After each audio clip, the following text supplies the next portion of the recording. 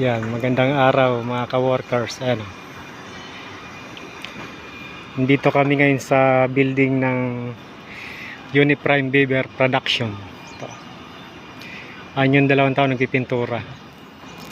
Pinipinturahan nila yung mga yerong hindi pa napinturahan para hindi nakalawangin. Ito.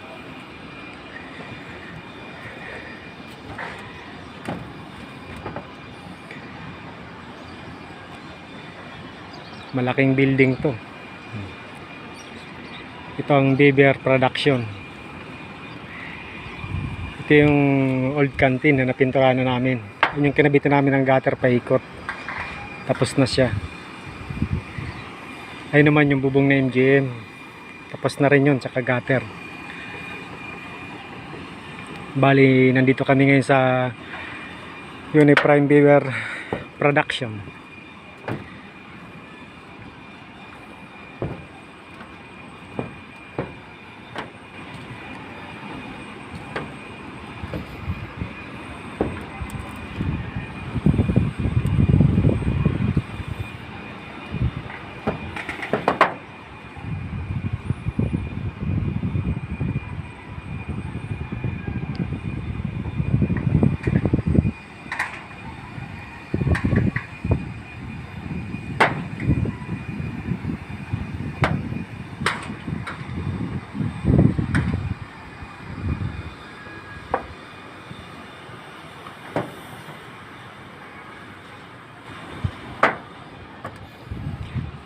Marami ang yero ditong walang pintura. Lalo dito, puro kalawang na. Mga yerong hindi pa napinturahan, pero puro kalawang na.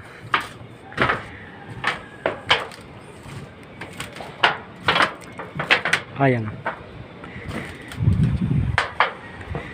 Ito, madami to. Ayan. Mayroong di napinturahan yan, pero puro kalawang na. Ayan. Ito naman, puro bato dito. Dahil nga laging inaanuhan ng kalapate, laging dinadampo, dapuan. Ayan, kaya puro bato ang ano nito. Kaya madalas ako magpalit dito ng plastic na fiberglass. Ayan o.